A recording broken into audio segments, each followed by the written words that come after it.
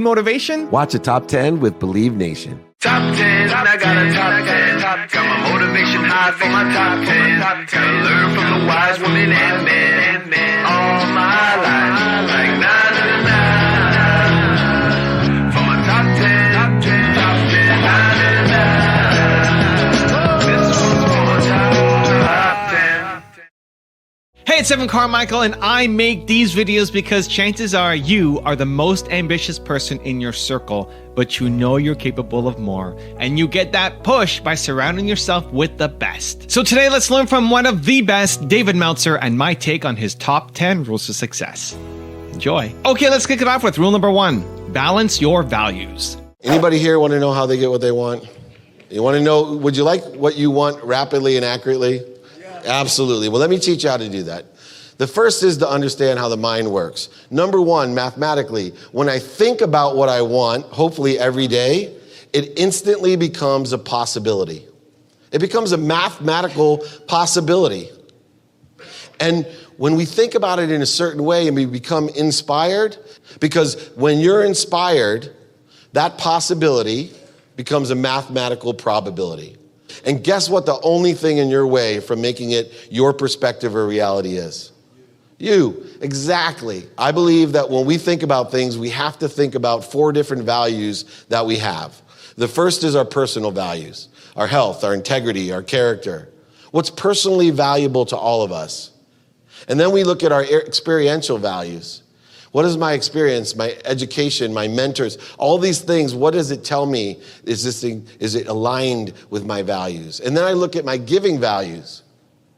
Right? How much is this going to help other people? And then finally, my receiving or my financial values.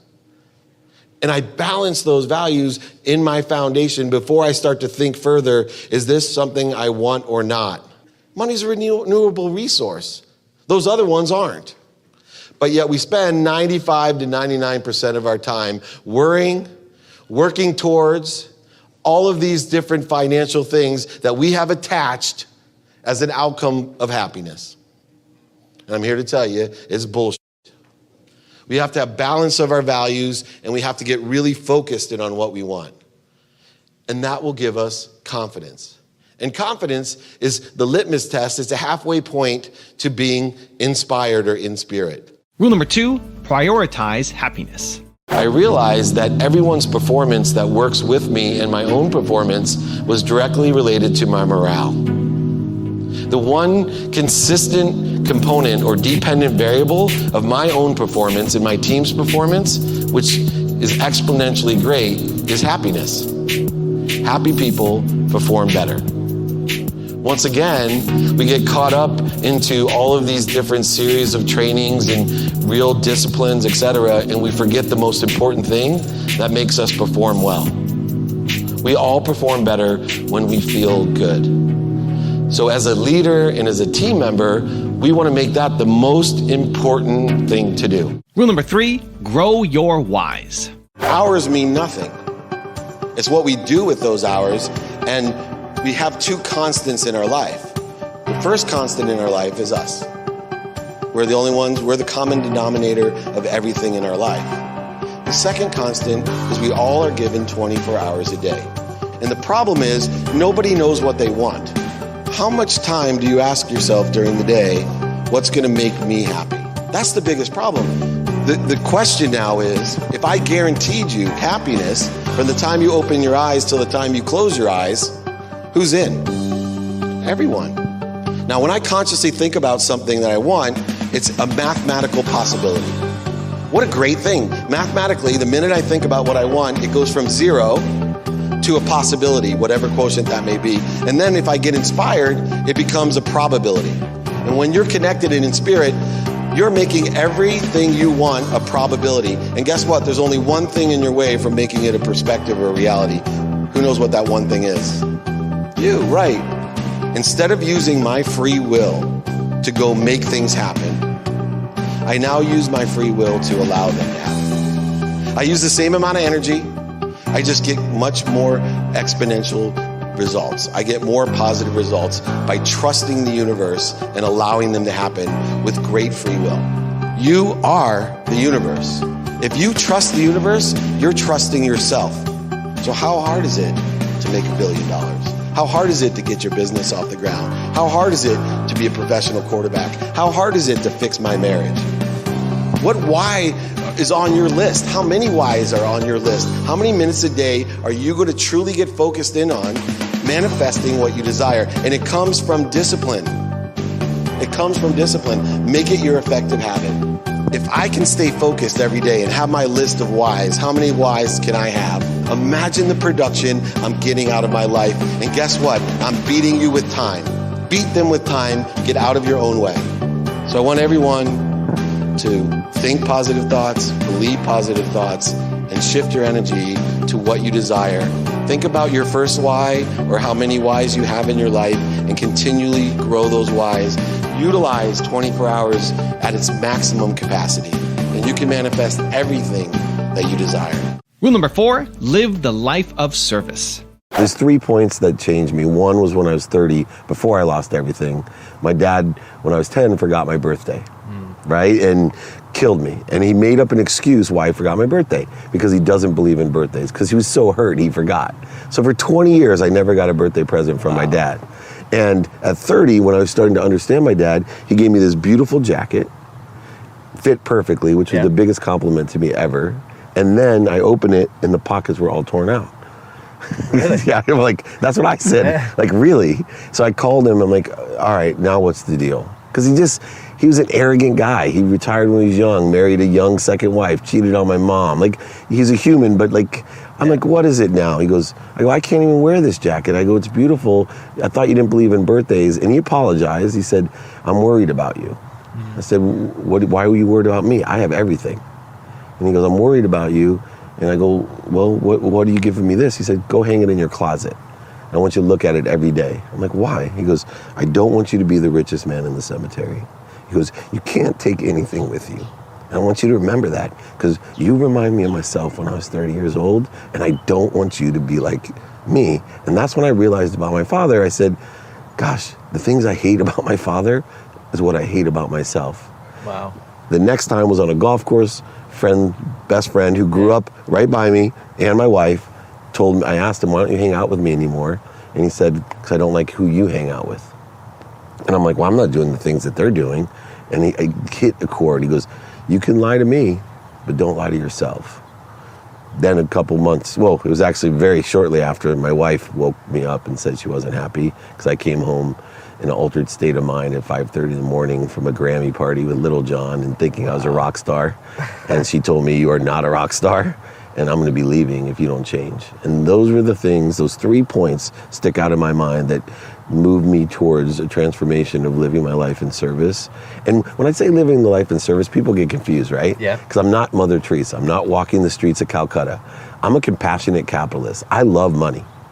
Right? If you think about my philosophy of more than enough, of abundance thing happening through me, I believe I still wake up at 4, I still am productive and accessible, but I believe everything comes through me for other people. I might as well make a lot of money because I can help a lot of people and have a lot of fun. And I'm a realist. The best way to help people is to have a lot of money. I think Warren Buffett is going to help more people and Bill Gates with their billions of dollars than my mother, who I adore, has been a teacher and a catalyst and has nothing in her whole life.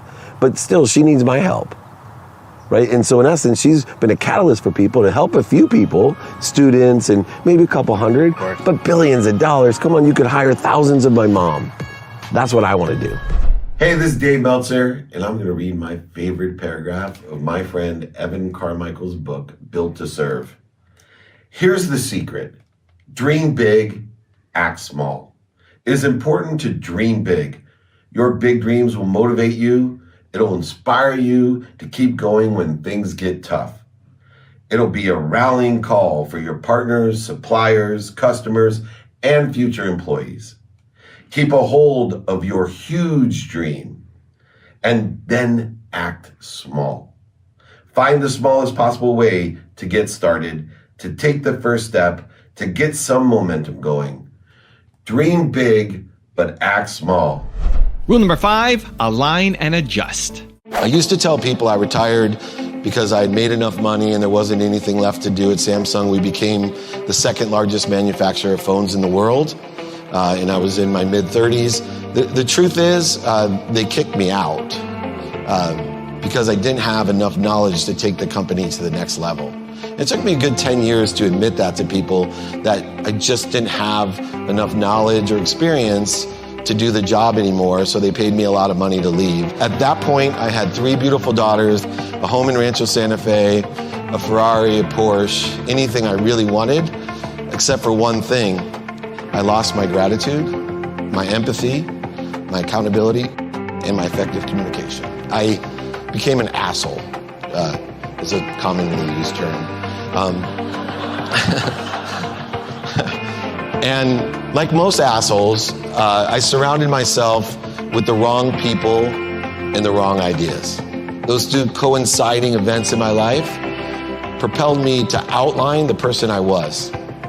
And I went back and I started outlining this gratitude, empathy, accountability, and effective communication. I started figuring out what I had lost, because for the first time in my life, I was empty. I wasn't a leader. I wasn't a team player. I wasn't fulfilled. And most importantly, I wasn't happy. I created a AAA philosophy to attract into my life what I want and manifest it and trust the universe that it will come. Number 1, I'm more interested than interesting. I get alignment. I don't just tell people I want to be a doctor because it seems like a good way to be rich.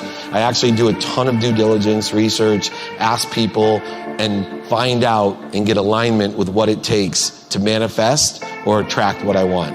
I put together an action plan of exactly how I think I can manifest what I want. And the third A, which I didn't have when I was young, is I prepare for adjustment. The only thing I'm sure about is that I'm 100% wrong. I always have to adjust, so I come up with plans A, B, and C. And if I do those 3 imagination principles, I become inspired. And now all the accountability is on me once I become inspired. I have to use discipline, strategy, and awareness in order to take action to attract that probability into my perspective. My requests are very simple. I will over execute on the value that I give and trust the universe that it will come back. Now, I detach myself from the outcome that it happens in the right way at the perfect time. Rule number 6, set yourself apart. Lee Steinberg hired me within 48 hours because I was an expert at technology. He saw the future of sports and technology. He could easily hire any one of you to work for him. But you're all the same. I love sports. I was a sports management major at San Diego State or at Harvard or at Penn or at UMass or what. You're all the same. You know what rocks my boat is someone that comes up to me. Like I had a kid, I was in New York yesterday and Cleveland on Monday. Got to go to both Cavs and the Indians game. It's also what I love about my job. But I was there, and this kid who grew up in China, goes to St. John's University, heard me speak. I stopped in at night the same way here. He showed up when I was in New York.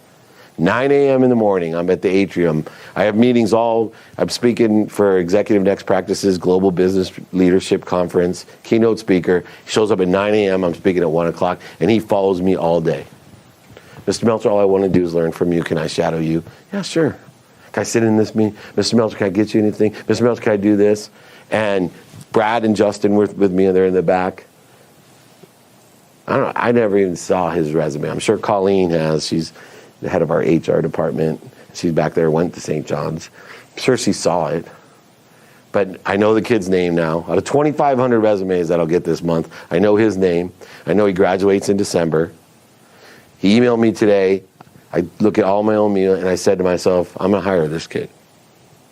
Want to know how to get hired? Set yourself apart. Love what you do. Be more interested than interesting. Rule number 7, have the underdog work ethic. I was never the best at sports, and so what it taught me was to go into something that I knew I wasn't the best at, but to do my best anyway, and be okay with sometimes not winning.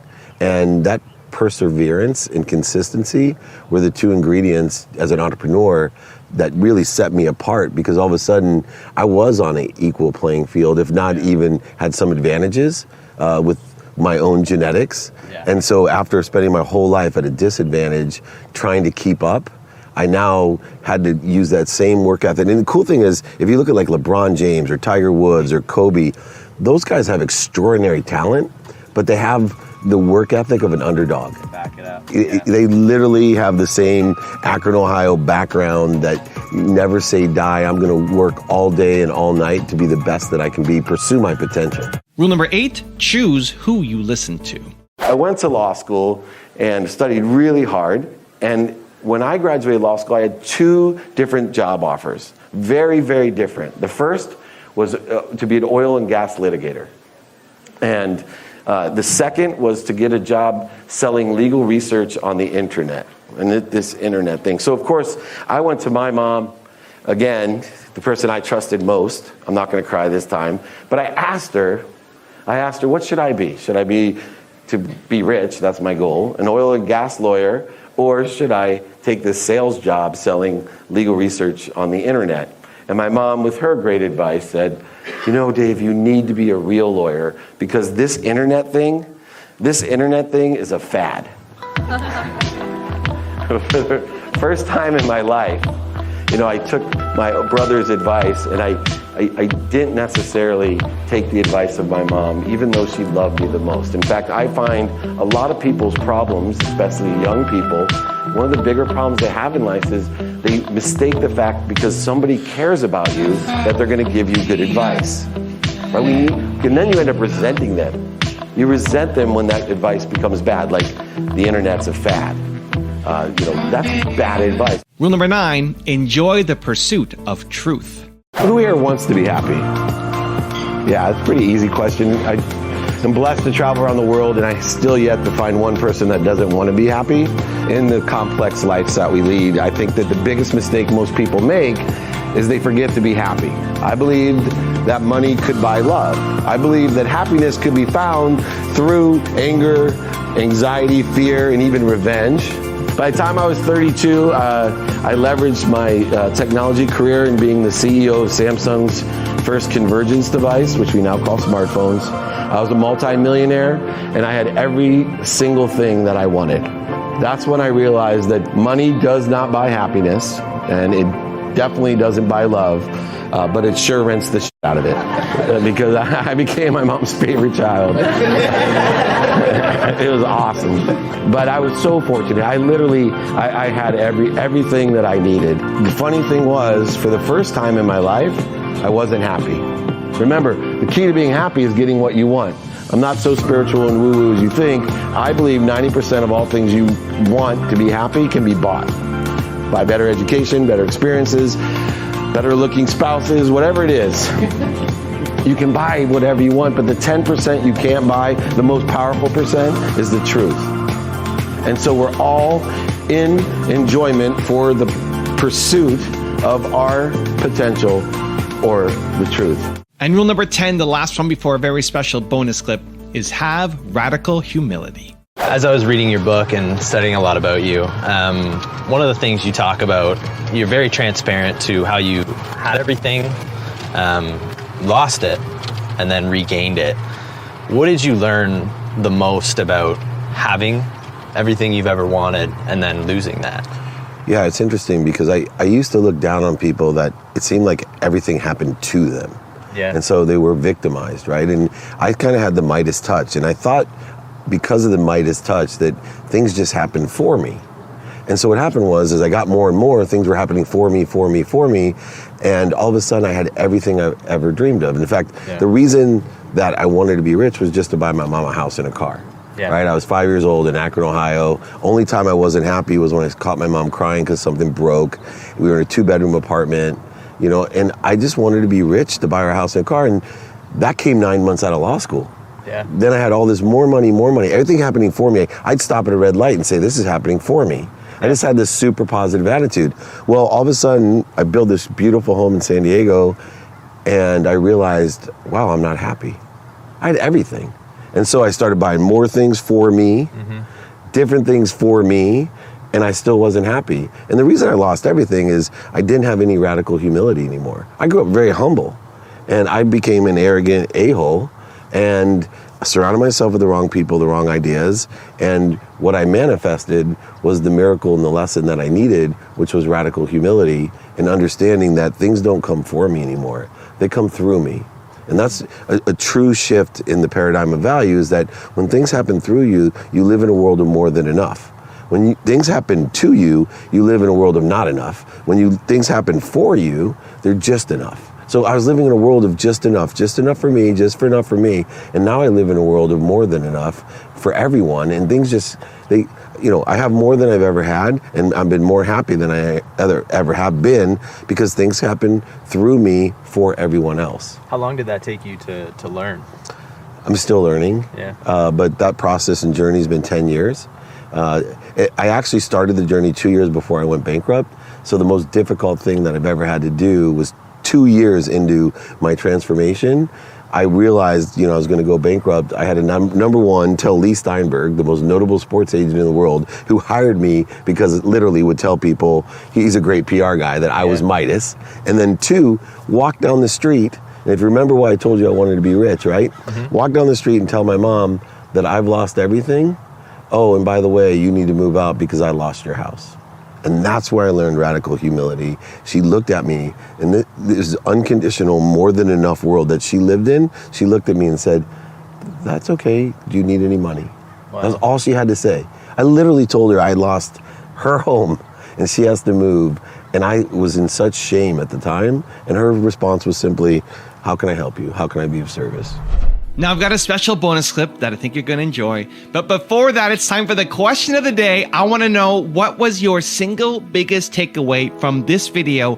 And what is your plan of action that you're going to execute this week to make some immediate momentum happen? When you just get motivated and watch a video, you have a 35% chance of following through. That's what the science says. But when you write down what time, what day, what place you're actually going to execute, when you create the plan, you have a 91% chance of following through. And I want that for you. And when you commit to people publicly, you increase your chances even more of actually doing it. So I want to know what your single biggest takeaway from this video was, and your specific plan of action to actually get the result you're after. Let me know. Put it down in the comments below, because I want to celebrate you. There's 4 things that contribute to the subtleties of success, whether it's in life, business, or my favorite, football. The first is perspective. Who here is a senior? I want you to think about this. I'm around the greatest football players of all time. I played in college, and every football player, whether it's high school, Pop Warner, college, NFL, or the Hall of Fame, will tell you that they wished they didn't leave anything left on that last game. So I was taught in football that you're given a bank card every practice, every game you play in. And that bank card, when you start that game, is full. But you're not guaranteed that you're going to get another bank card the next day. So you need to have gratitude, both individual gratitude, perspective of how lucky you are to be a part of the team, to play in this game, because you may not, determined upon your skill set, injury, you never know what's going to happen. It could be the last time you play football altogether. It definitely may be the last time you ever play with your best friends. Even Warren Moon, Troy Aikman, and Steve Young, 3 of my favorite clients, will tell you the thing they miss most about football is the camaraderie, the team. So make sure when you go out this Friday that you have gratitude and perspective of how lucky you are to be in the position you are, to play in a big game and have a chance to upset and to do something significant and get another game to play.